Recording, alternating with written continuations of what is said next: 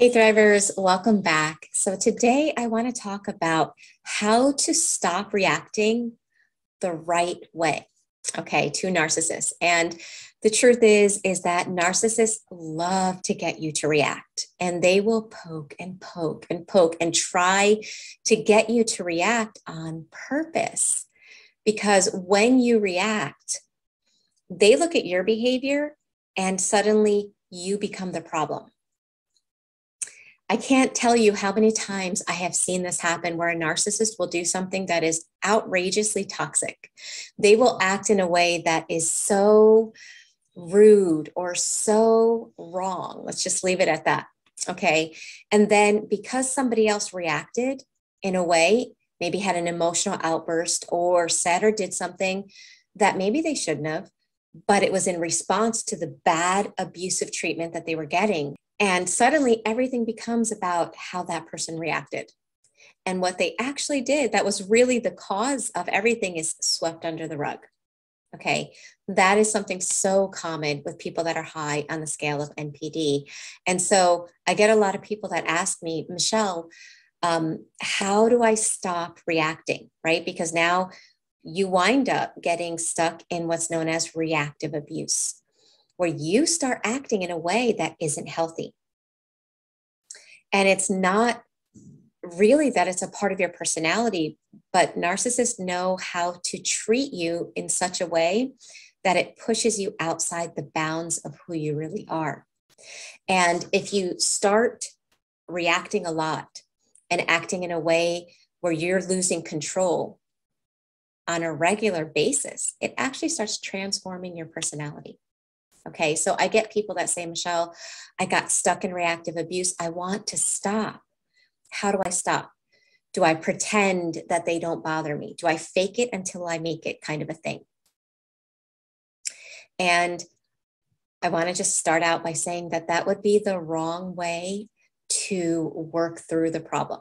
Okay, if somebody has to start that way, then, I'm not saying you can't do that, but it's not a permanent strategy, and it really doesn't work. Okay, so let's talk about why. So you have to understand that narcissists, the higher up on the scale of NPD they are, the more manipulative they are, and the more they have spent their life watching every expression, every micro expression, every reaction that people have. In fact, that's kind of how they live their life 24/7. They are always evaluating what everyone is doing and why and how it is reflecting on them. So they are very good at perceiving what somebody is doing and why. You can't really fake it around somebody toxic. They will be able to tell. And I'm not trying to give them credit, but the reality is that when you live your life manipulating 24/7, you get really good at it. You get really good at reading people. So not only do you not fool the narcissist, but you spend a tremendous amount of energy trying to stifle and hide what is going on inside of you. So they're not fooled, and you get drained, emotionally drained. On top of that, it keeps you stuck in symptom management, right? Because every time you have to be around a personality like that, you do the same process of stifling, and you're left being drained over and over again. It never resolves the problem. Okay, so let's talk about the right way. The right way is to start using your triggers as a means of understanding what's going on inside of you on an unconscious level. Okay, because if somebody can cause a reaction in you, is because there is something suppressed inside of you, either an emotion, a belief that is suppressed from the past, and whatever they're doing in the present is touching on that belief. So for example, just to help you to understand this, okay, let's say I'm reading a book. Okay, I use this example all the time, so I'm laughing, but let's say I'm reading a book, right? And I have a family member. Let's say it's a parent, but I'm an adult. Let's say I'm 19, 20. That was a long time ago, but let's just pretend here. So I'm 19, 20, I'm a young adult and I'm reading a book. And every time I'm reading that book, my parent gets angry and gives me a dirty look. For a second, I'll feel something inside of me, but maybe I'm not fully triggered yet, but there's something going on inside of me, right?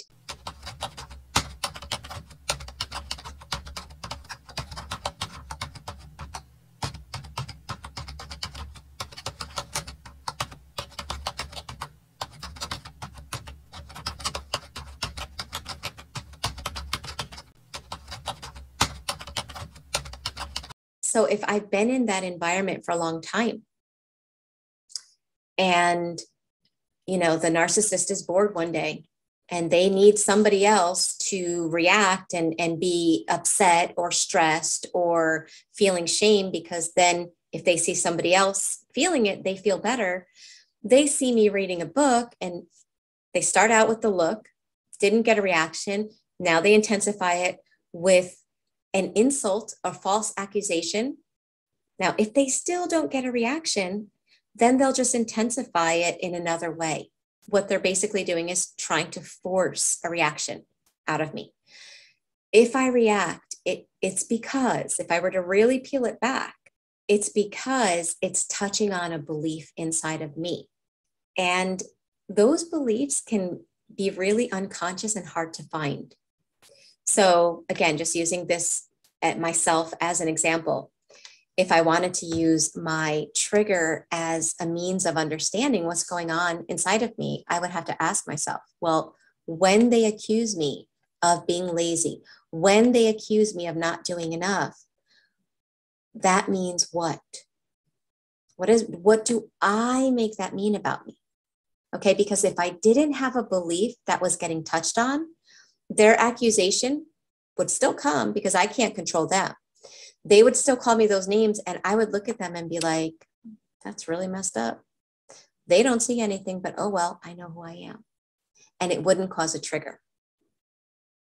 Or it would cause me to be maybe frustrated and upset, but not to the degree of an emotional trigger where it causes us emotional dysregulation.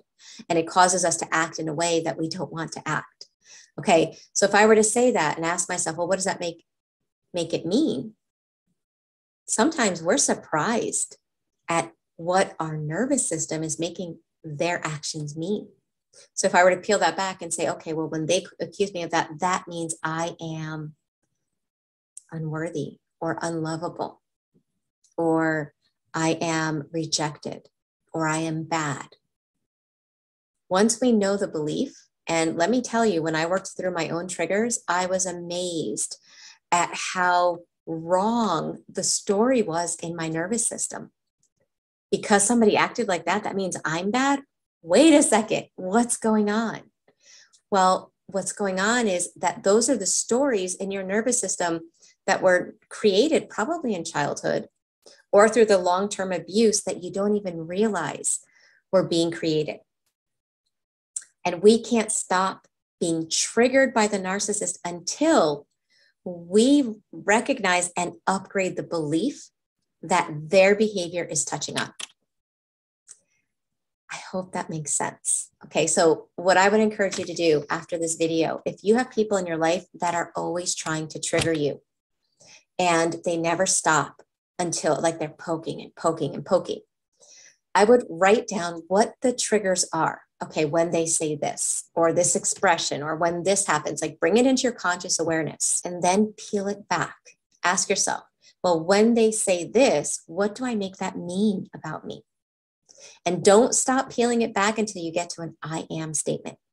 That's when you got to the belief, and that's the belief that you need to upgrade so that you can change how you see it.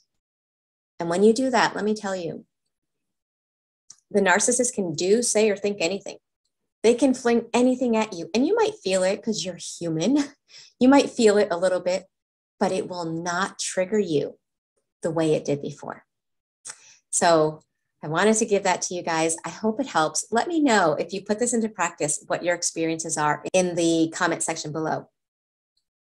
And for anyone that's struggling to upgrade their beliefs and to kind of change how they see themselves, that's what we're going to be working on in the month of February. We're going to really strengthen our self-acceptance, how we see ourselves, so that those old beliefs that were put in us by somebody that wasn't healthy can be upgraded and removed.